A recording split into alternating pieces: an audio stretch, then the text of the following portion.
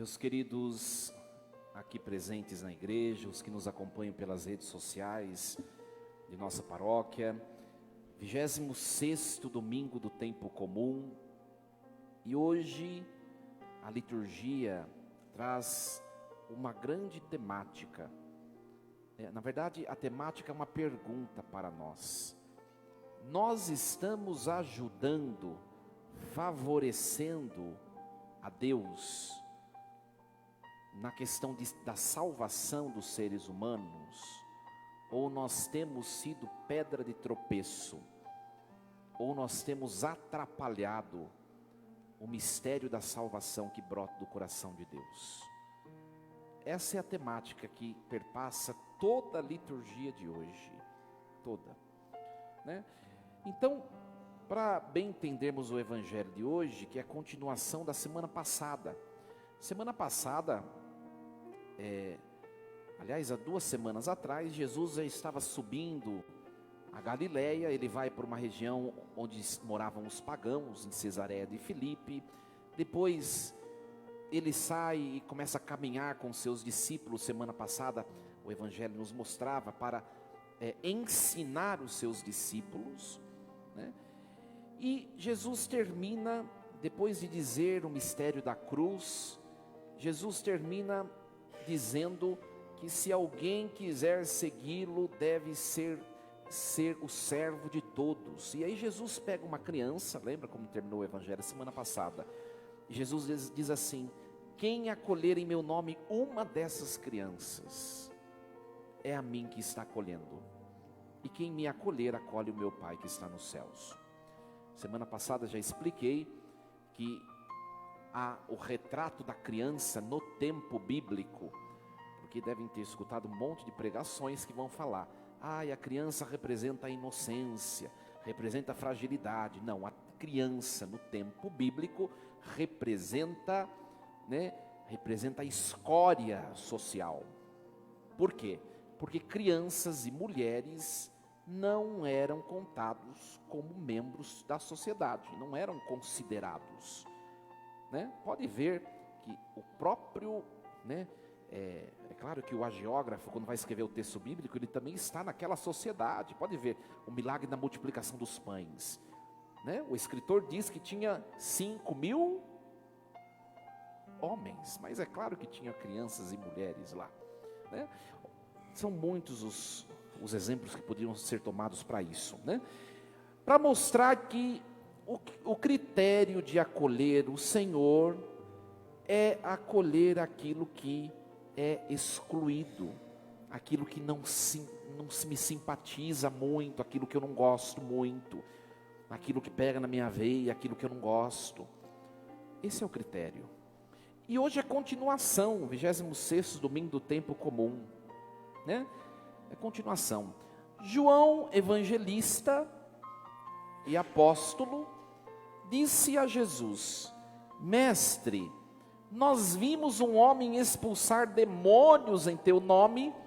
Olha só, presta bem atenção, né? Em como a frase é disposta e brota dos lábios de João.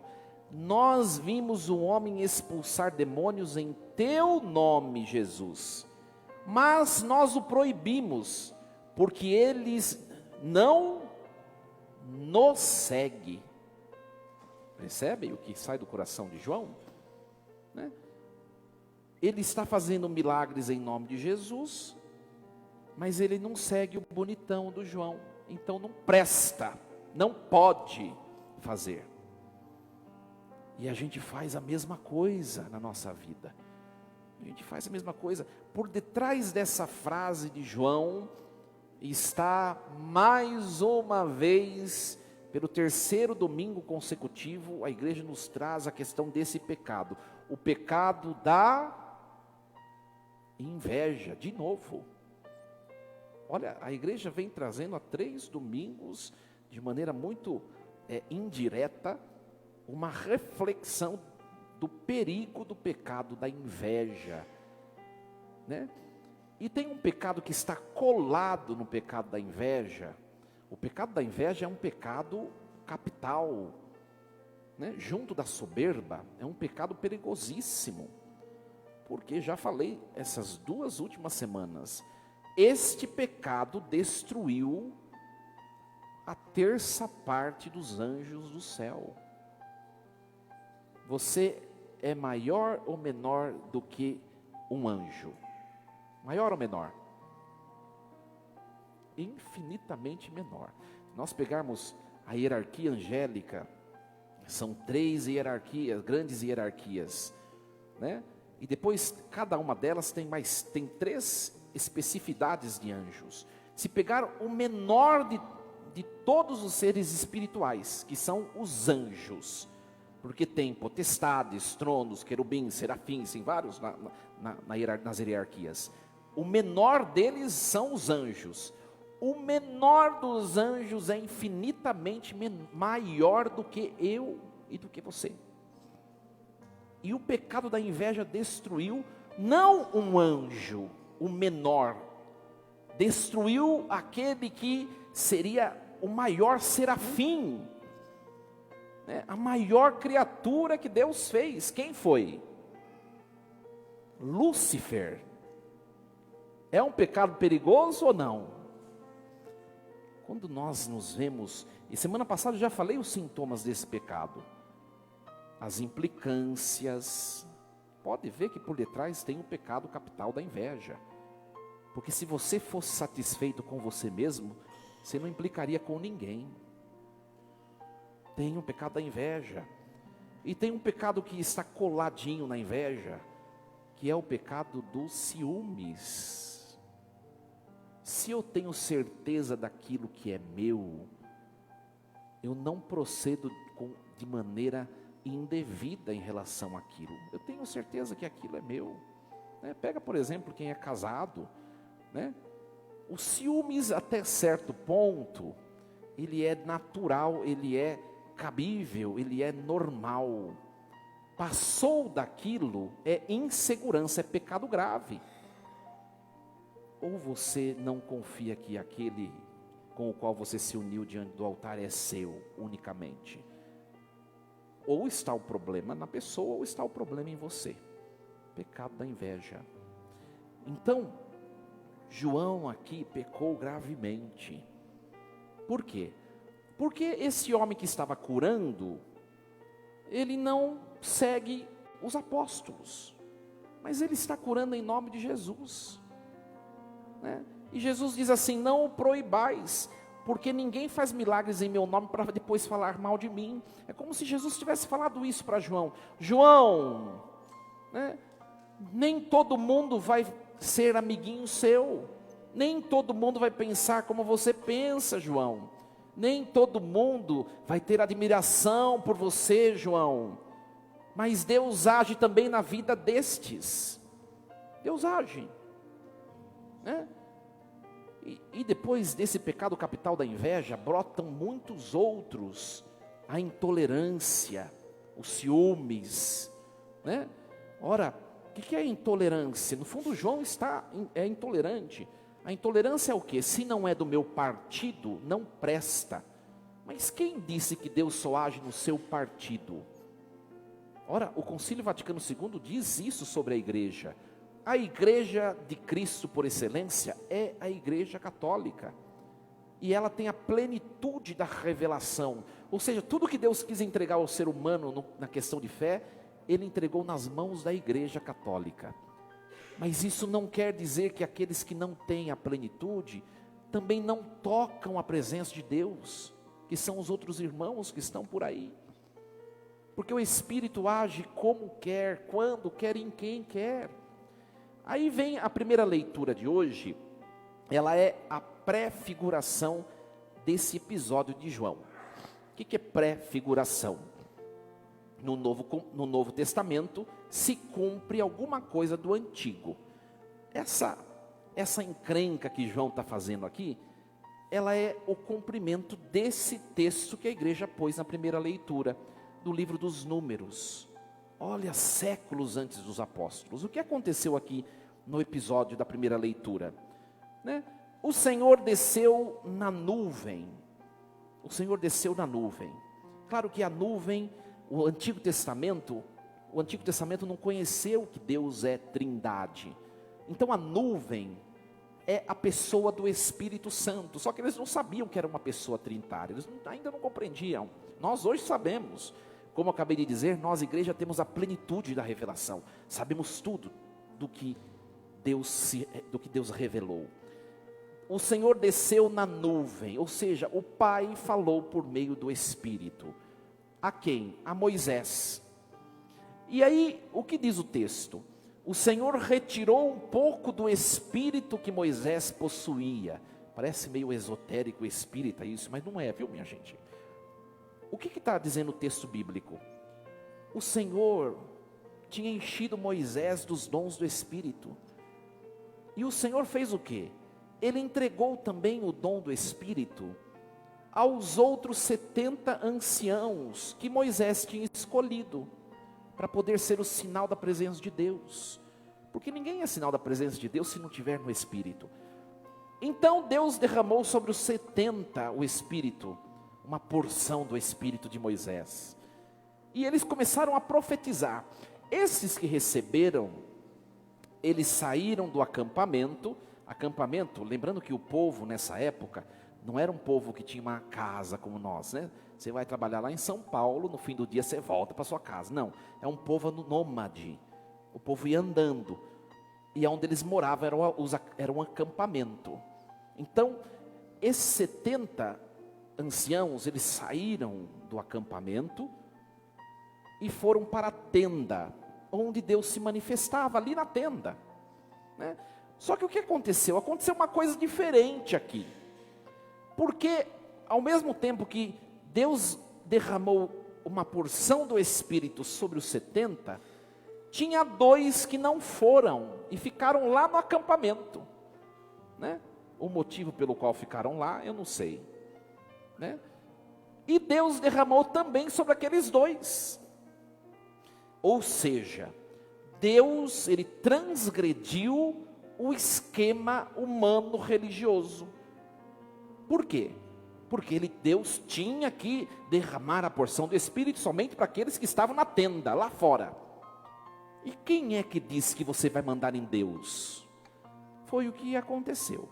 Foi alguém fofoqueiro lá do acampamento, né? Ainda bem que na paróquia São João Batista não tem, né? É só na Conchinchina. Alguém fofoqueiro que estava no acampamento e viu o Espírito repousar sobre aqueles 2 somente, né? Correu para Josué, que era a pessoa mais próxima de Moisés, né?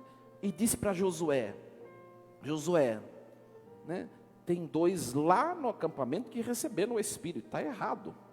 Olha só que absurdo, né? Está errado. E Josué foi para Moisés, que era o pastor do povo de Israel. Moisés, meu senhor, manda que eles lá no acampamento se calem. E Moisés deu uma lapada em Josué, né? Olha só, por acaso tu tens ciúmes por mim? Quem dera que todo o povo do Senhor fosse profeta e que o Senhor lhe concedesse o Espírito.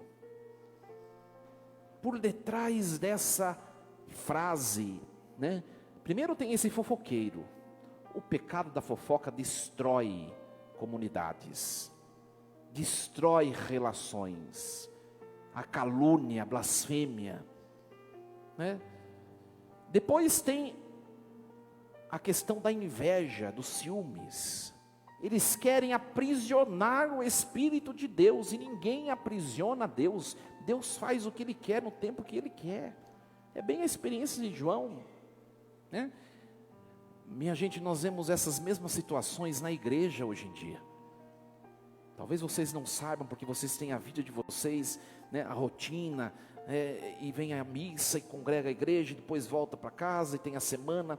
Mas a igreja tem vivido uma pressão interna muito grande, a partir dos pastores e também agora os leigos. Uma rivalidade entre tradicionalismo e progressismo, como se Deus tivesse de agir somente de um jeito, desse jeito de viver a fé. e não pudesse agir no outro. Ora, a igreja tem mais de 2000 anos. Nós tivemos quantos papas? Mais de 200 e não sei quantos papas. Cada um diferente do outro. E Deus não trouxe a igreja por mais de 2000 anos sobre tantas confusões ao longo da história. Até hoje ela não está viva, em pé. Deus não pode agir no que é diferente.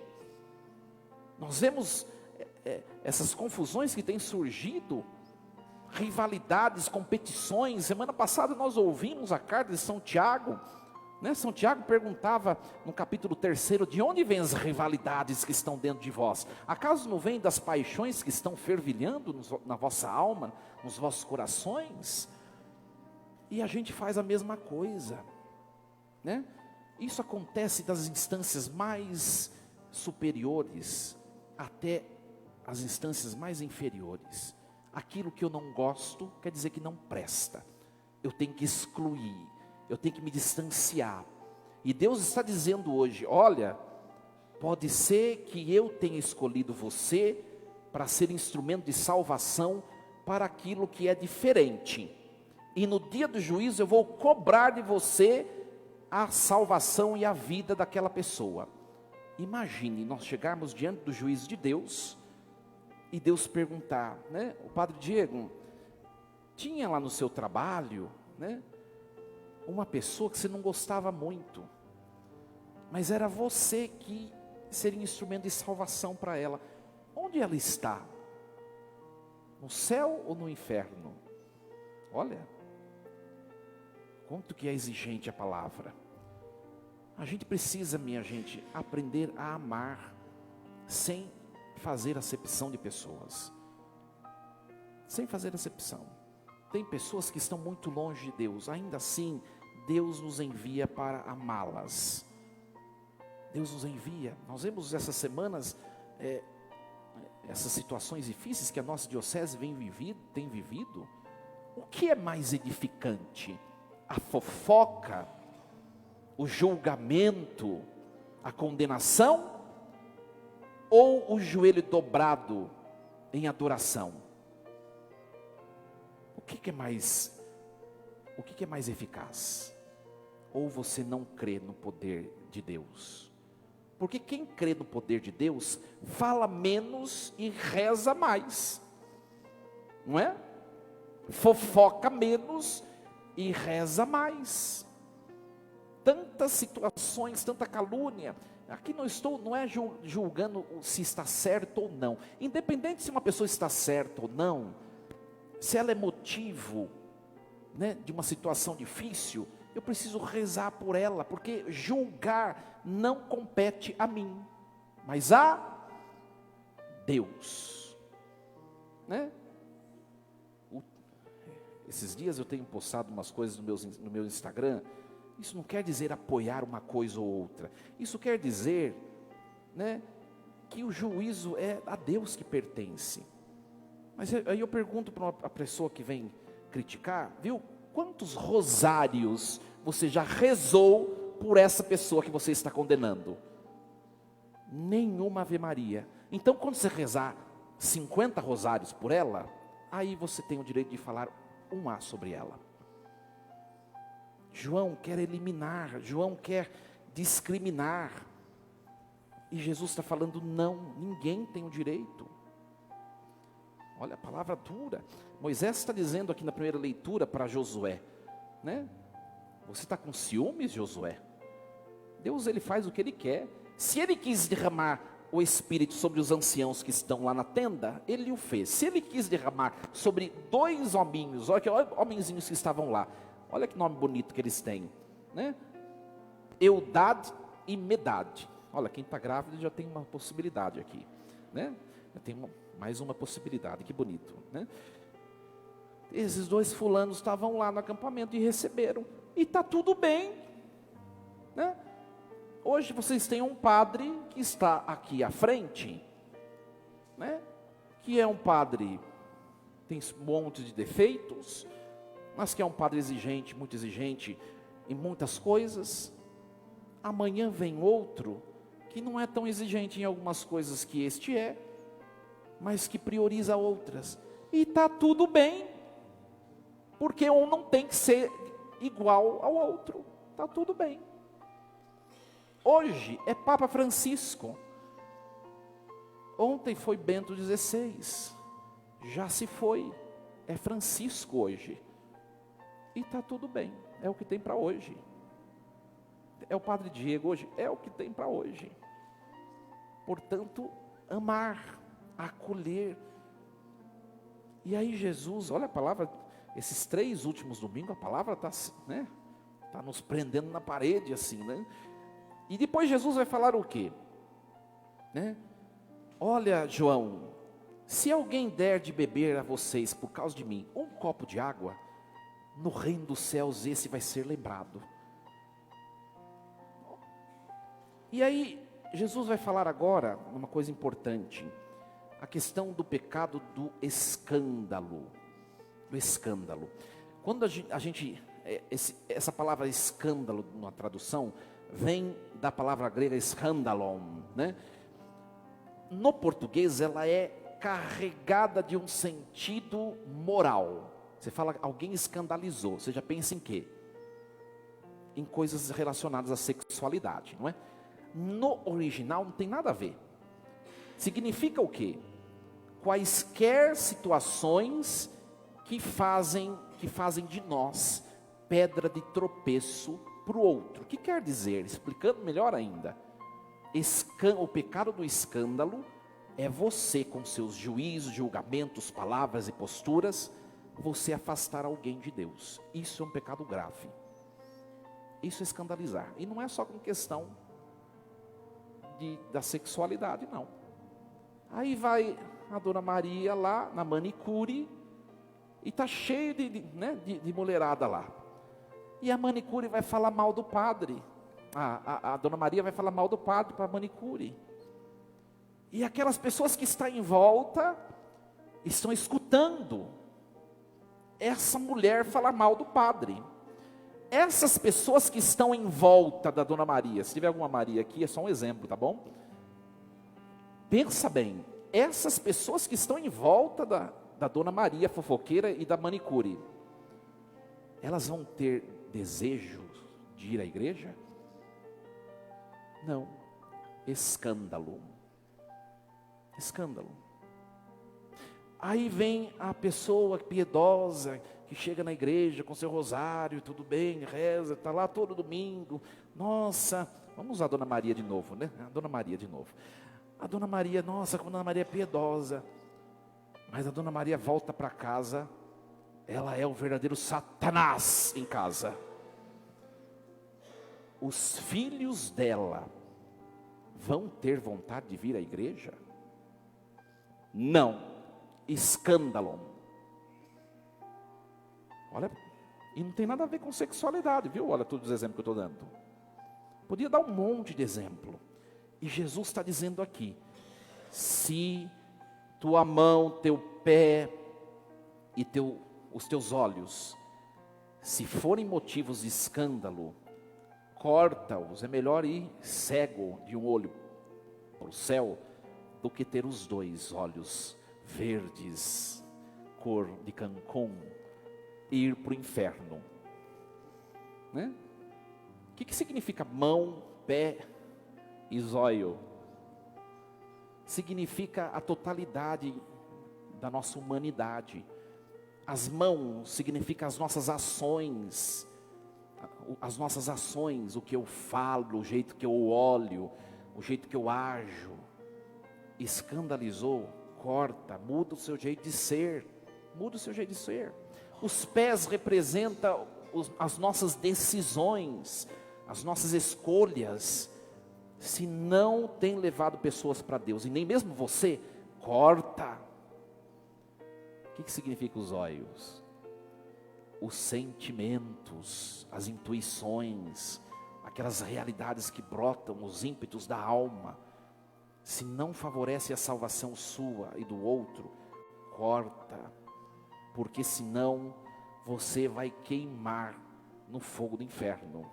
E a palavra inferno, infelizmente na língua portuguesa, no Antigo e no Novo Testamento, tem várias palavras diferentes, que no Novo, São Jerônimo traduziu tudo por inferno.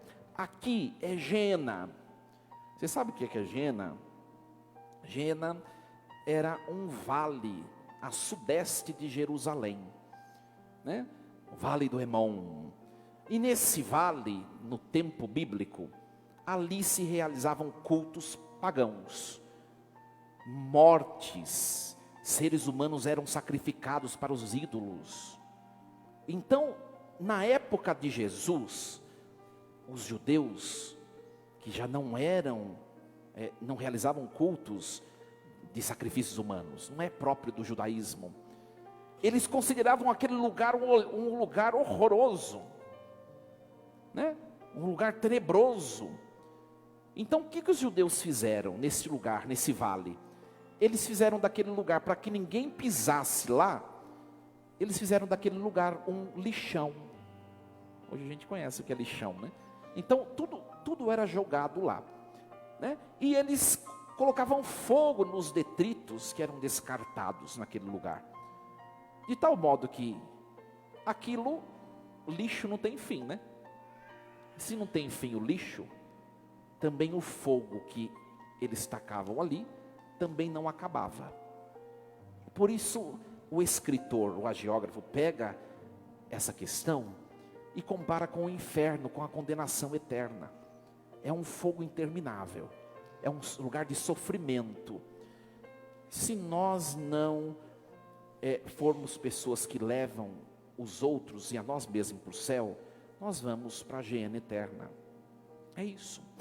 E por último, nós temos mais uma coisa que escandaliza, que pode tirar pessoas de Deus, além da intolerância, além da fofoca, além da inveja, que é a nossa relação com os bens materiais, né? A segunda leitura de hoje, Tiago, ele é um apóstolo, que ele vai pregar para os cristãos da diáspora.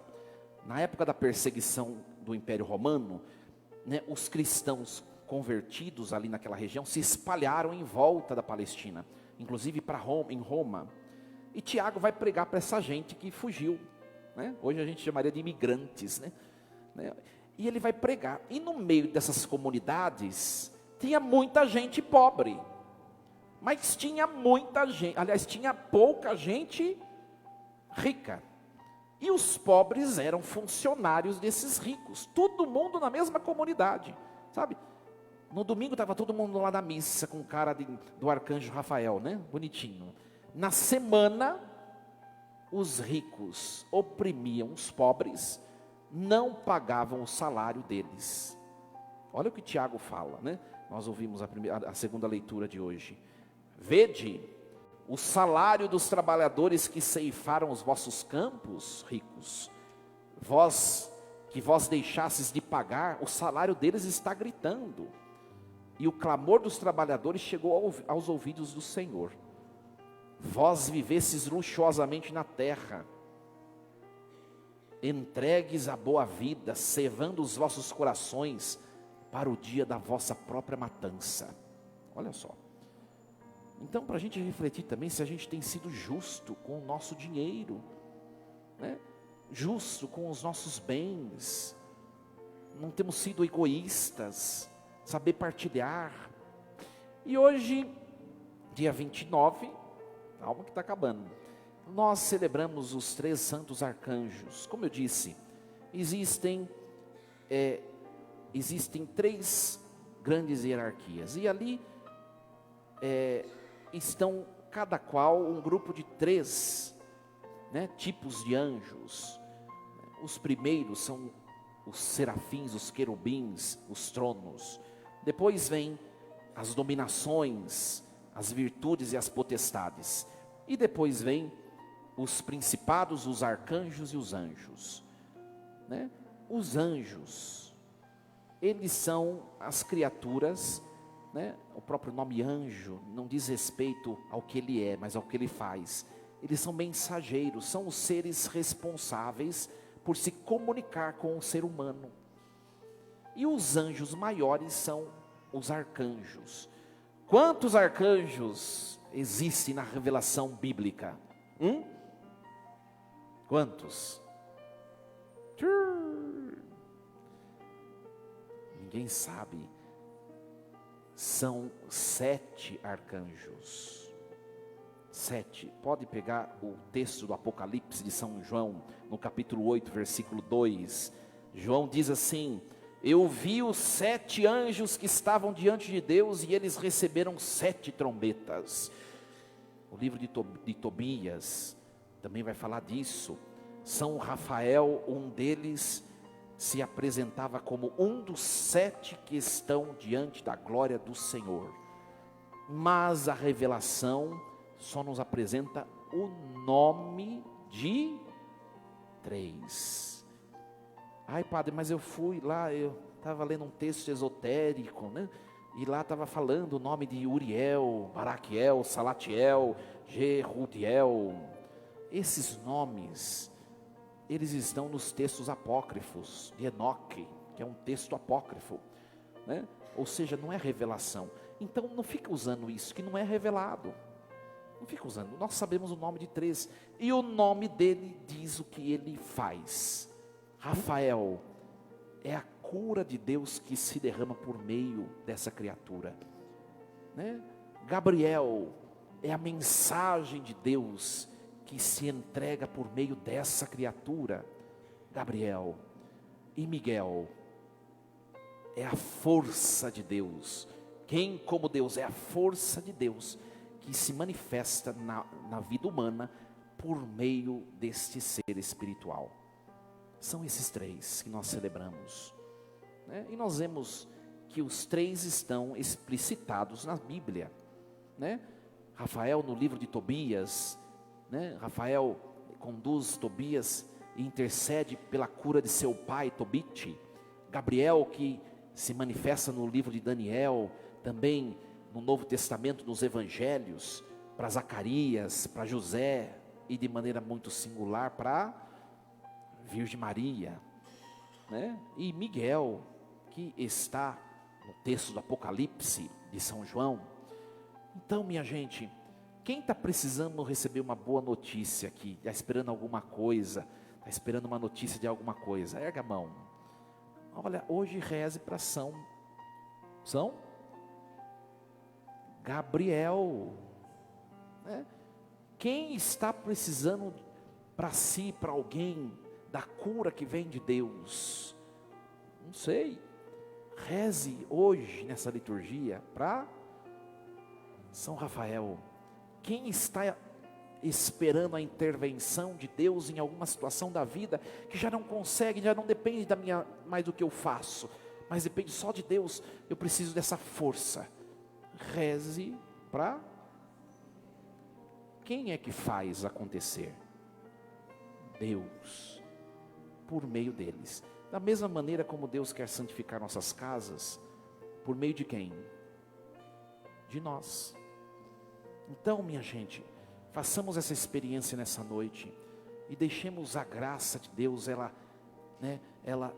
encontrar-se com cada um de nós e nossas famílias pela intercessão desses santos arcanjos. É muito bonito que São Gabriel, né, um desses arcanjos, né, é um ser gigantíssimo, né, um ser gigante.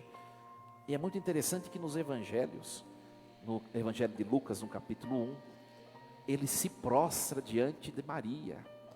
Em atributo, ele é maior do que ela, mas em graça, ou seja, na posse do eterno, ela é maior do que todas as criaturas.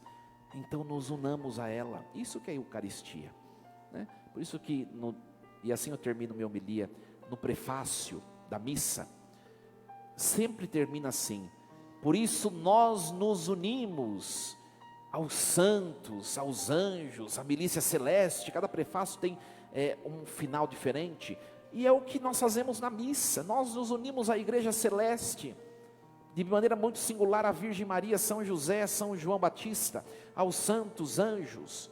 Nós nos unimos também à igreja padecente que precisa de nós, os irmãos que estão no purgatório, e nós nos completamos. Eu acho que a Virgem Maria tem muito mais graça do que nós, não?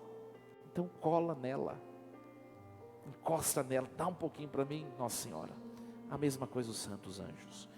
Que nós celebremos o que aqui vamos realizar de maneira, com todo o nosso coração. Que Deus nos ajude. Assim seja. Amém. Um instante de silêncio. Pensemos um pouquinho nas nossas relações.